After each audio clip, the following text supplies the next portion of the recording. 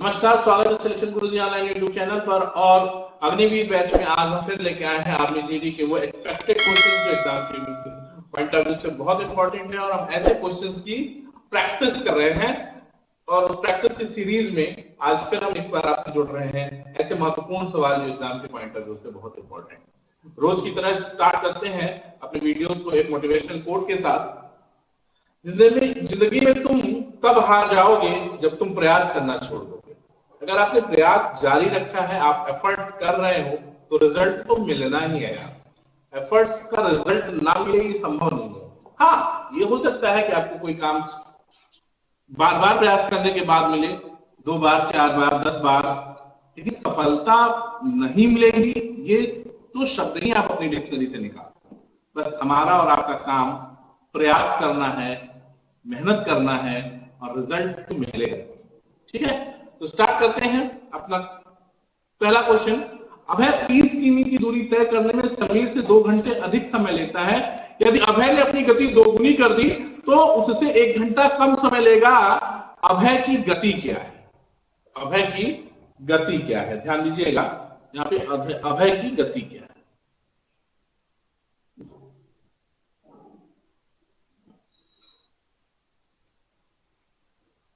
अभय की गति क्या है? ठीक है, एक मिनट।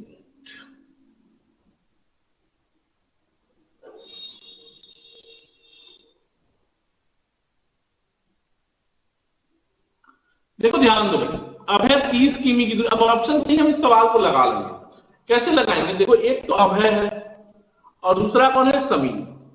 अभय अगर 30 किमी की दूरी 5 उसकी गति से तय करे तो कितने समय में तय करेगा? 5 36 6 घंटे में। तो समीर वही दूरी 4 घंटे में, 2 घंटा अधिक लेता है। समीर से 2 घंटा अधिक समय लेता है। अभय 30 किमी की दूरी तय करने में समीर से 2 घंटा अधिक लेता है। कब? जब उसकी नॉर्मल चाल से चलता है। मान लिया आंसर में कि पहला ही ऑप्शन अगर 5 उसका नॉर्मल स्पीड है अभय का, तो कितना घंटा लगा? 6 घंटा। तो समीर को 2 घंटा कम यानी 4 घंटा लगेगा। कह रहे हैं इसी को सेट कर लो कि अगर अभय अपनी चाल दोगुनी कर दे यानी 5 दूनी 10 कर दे तो 30 किमी की दूरी जाने में कितना समय लगेगा? 3 घंटा। और अभी भी समीर 4 घंटे पे। देख रहे हो ना, दोगुना कर दिया तो 1 घंटा पहले। जब 5 था चाल, जब उसकी चाल 5 थी अभय की, तो 6 घंटा लग रहा था, यानी अभय से 2 घंटा कम लग रहा था, ज्यादा लग रहा था, सॉरी। और जब अपनी चाल दोगुनी कर दी तो अभय से 3 घंटा पे पहुंच गया, यानी अभय से 1 घंटा कम ले रहा है, यानी ये 25 का आंसर है। कोई तकलीफ नहीं ना, कर लोगे भाई, कोई दिक्कत? ठीक है, वेरी गुड। अगला क्वेश्चन ध्यान देते हैं। x का 50% y के 30% के बराबर है तो x संबंधी y क्या होगा? सिंपल सवाल होता है, बहुत सिंपल सवाल होता है ये कि x का 50% यानी x into 50/100 is equal to y into 30/100। और 100 से कैंसिल आउट हो गया, 0 से कैंसिल हो गया, x/y इज इक्वल टू 3/5। या ये कह सकते हैं आप कि x संबंधी y बराबर 3 संबंधी 5। कोई तकलीफ है? कर लोगे? अगला क्वेश्चन ध्यान देते हैं। कह रहे हैं कि सेना का जनरल 36,562 सैनिकों को का वर्ग बनाना चाहता है। विन्यास के बाद उसने देखा कि कुछ सैनिक बच गए, कुल कितने सैनिक बचे? सवाल समझो क्या है।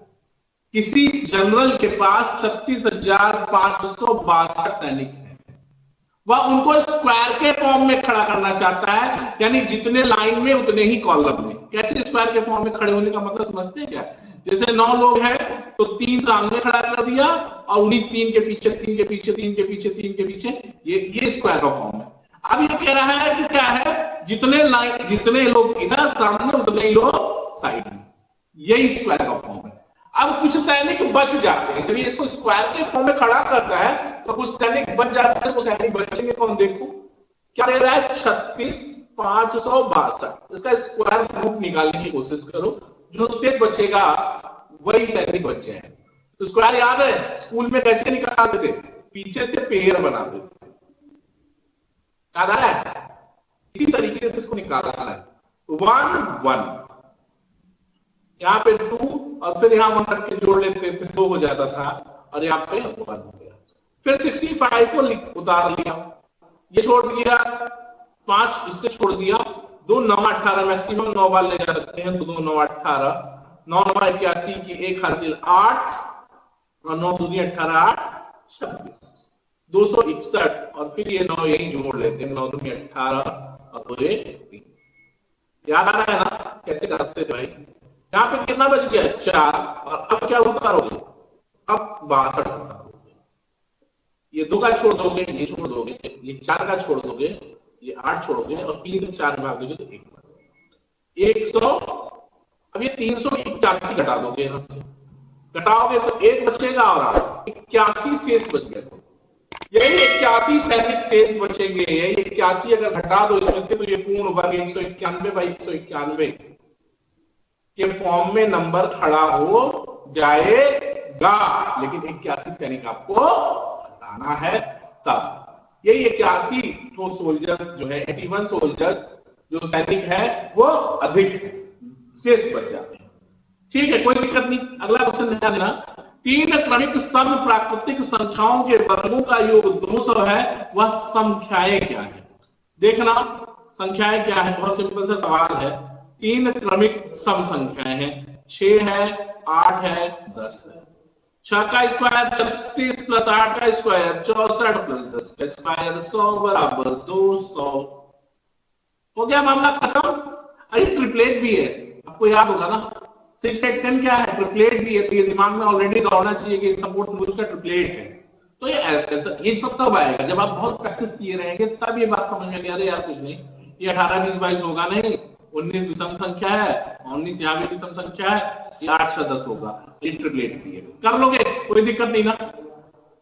अगला क्वेश्चन ध्यान देना, वह सबसे बड़ी संख्या ज्ञात करें जिससे 148 246 और 623 को भाग देने पर क्रमशः 4 6 और 11 से फल बचे। अरे यार ये तो पढ़ा है एलसीएम में। एक बात ध्यान रखो, आप चाहे प्रैक्टिस तो कर ही रहे हैं हम लोग क्वेश्चंस की, लेकिन इसके साथ साथ बहुत जरूरी है कि चैप्टर वाइज तैयारी भी हमारी चलती रहे। इसलिए हमारे चैनल पे सिलेक्शन गुरुजी ऑनलाइन पे चैप्टर वाइज कंटेंट पढ़े हैं और एलसीएम एचसीएफ का चैप्टर बहुत बेहतरीन तरीके से समझाया गया है। एक एक क्वेश्चंस, एक एक कॉन्सेप्ट को क्लियर किया गया है, लॉन्ग मेथड से, शॉर्ट मेथड से, और भी जो पॉसिबल मेथड्स और जो भी कॉन्सेप्ट हो सकते हैं वो सब उसमें डिस्कस किए गए हैं। तो आप चैप्टर वाइज कंटेंट भी हमारा पढ़ते आइए, प्रैक्टिस तो इधर चल ही रही है अपनी।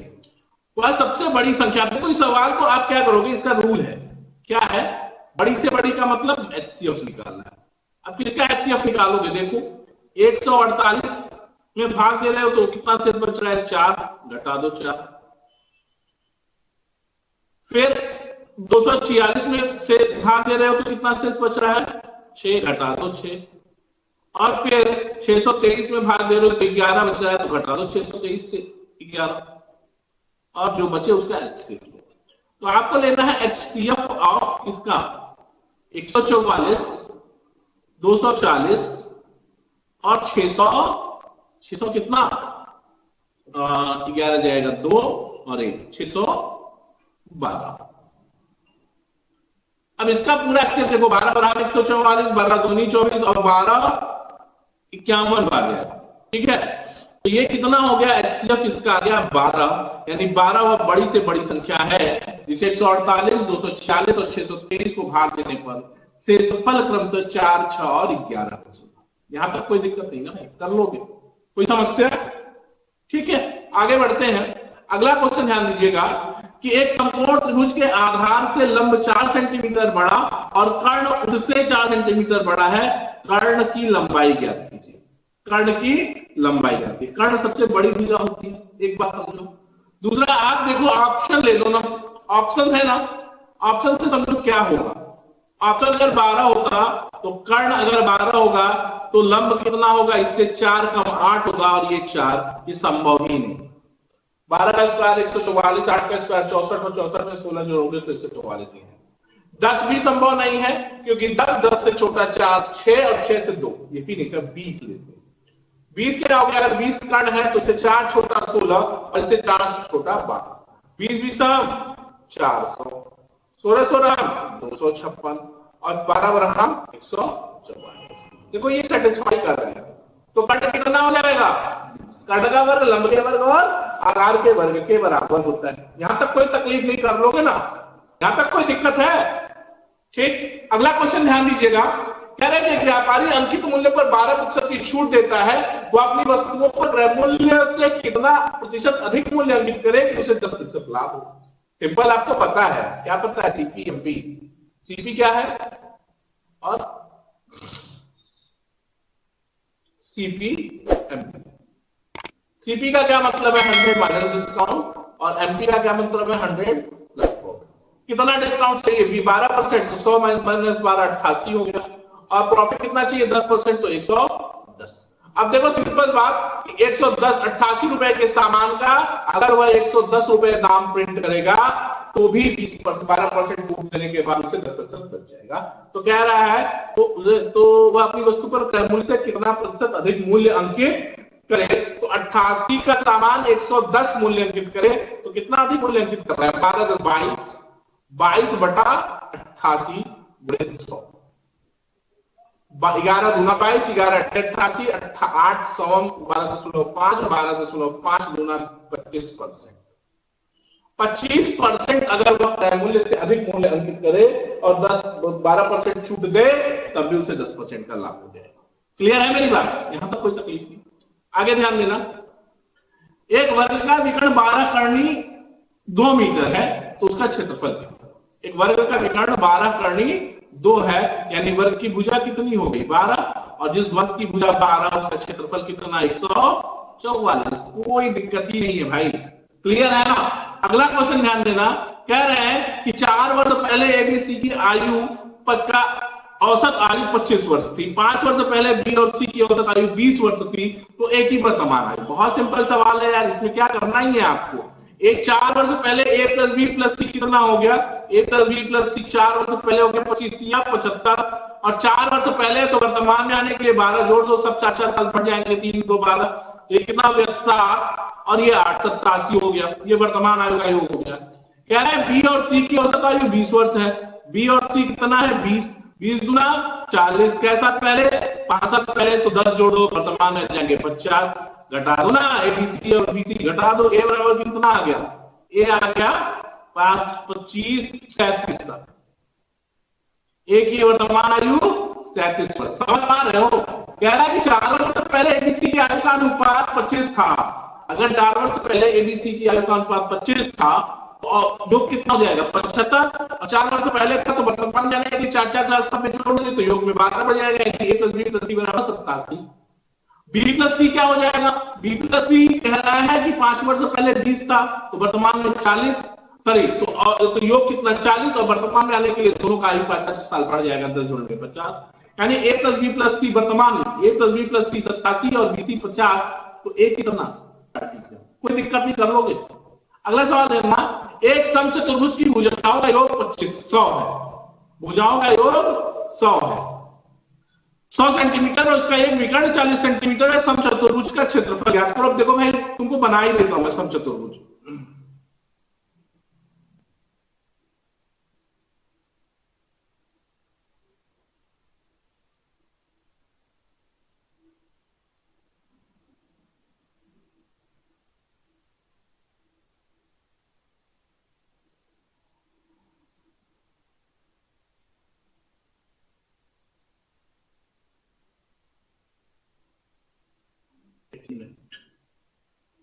बन जाएगा, 1 मिनट।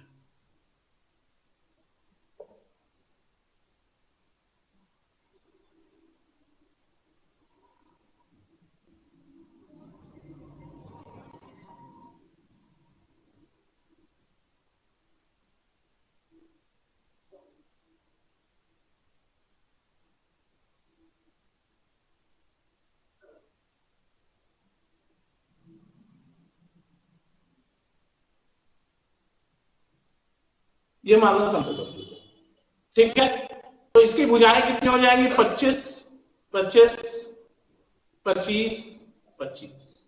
इसका एक विकर्ण, सॉरी 25, एक विकर्ण कितना है भाई? सॉरी, एक विकर्ण बता रहे हैं ये, इसका एक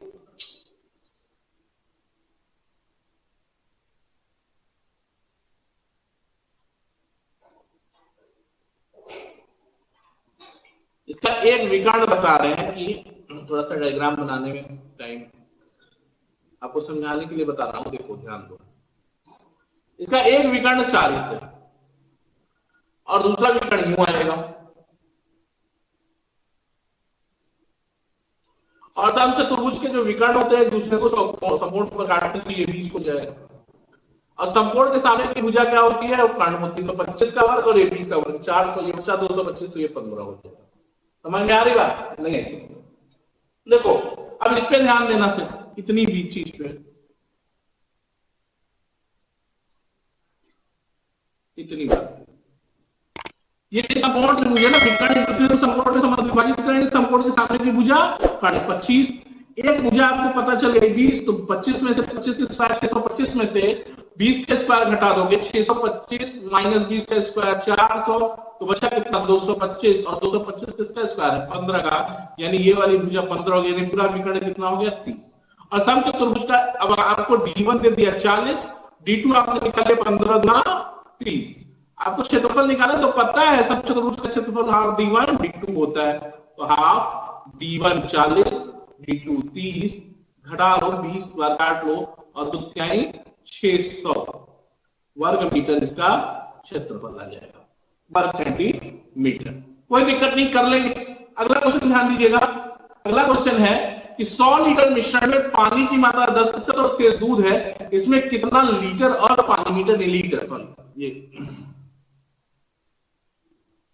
इसमें कितना लीटर पानी और डालें ताकि प्राप्त मिश्रण में दूध 50% रह जाए। देखो भैया 100 लीटर का मामला था, कह रहे हैं कि 10% पानी है, 10% पानी है, 10 लीटर पानी है, तो बाकी कितना है, दूध है 90 लीटर।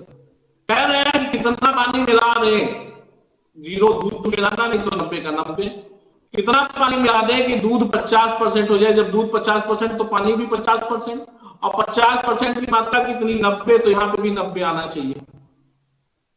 10 है, 90 लाने के लिए कितना डालना पड़ेगा 80, कितना पानी डालोगे 80 लीटर पानी आप डालोगे, तब ये मामला जाके क्वेश्चन सेटिस्फाई हो पाएगा। क्लियर है मेरी बात?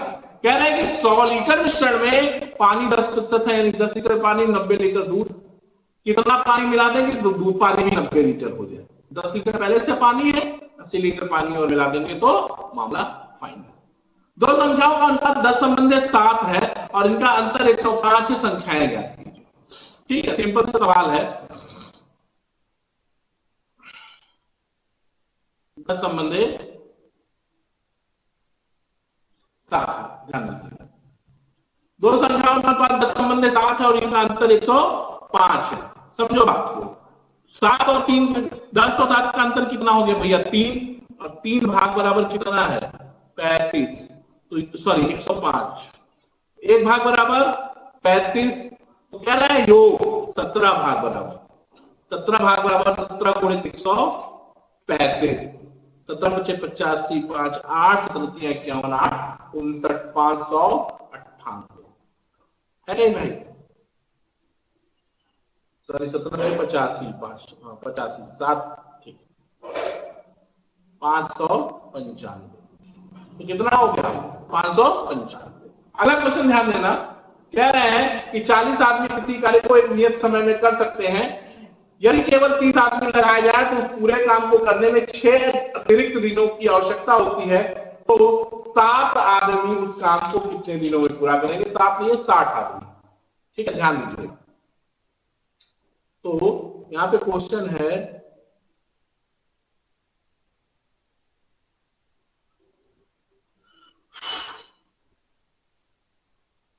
साठ आदमी उस काम को कितने दिन में पूरा करेंगे। चलो मान लिया 40 आदमी किसी काम को 20 दिन में कर सकते, 30 आदमी आपने लगाया, लोगों ने नियत समय से 6 दिन ज्यादा लिया, तो ये हो गया, ये 0 0 से खत्म, 4D is equal to 3D minus 18, या D बराबर हो गया 18 दिन। अब बात समझो, 40 आदमी अगर कोई काम 18 दिन में कर सकते हैं, तो क्वेश्चन है कि 60 आदमी वही काम कितने दिन में करेंगे। बस 20 दूनी 40, 20 तिहाई 60, 3 6 18, 6 दूनी 12, डी आ गया 12। ठीक है, अग्निवीर के बैच में सिलेक्शन गुरुजी ऑनलाइन पर आज इतना ही। आपकी तैयारी बहुत अच्छी चल रही होगी, जबरदस्त चल रही होगी। आप अपनी तैयारी पे ध्यान दीजिए। चैप्टर वाइज कंटेंट भी हमारे यूट्यूब चैनल पे पढ़ते रहिए, लगे रहिए। निश्चित रूप से एक दिन सिलेक्शन होगा और कल फिर मुलाकात होगी सिलेक्शन गुरुजी में आपको अग्निवीर बैच में टॉप 15 क्वेश्चंस आर्मी जीडी के लिए। तब तक के लिए देखते रहिए सिलेक्शन गुरुजी। जय हिंद, जय भारत।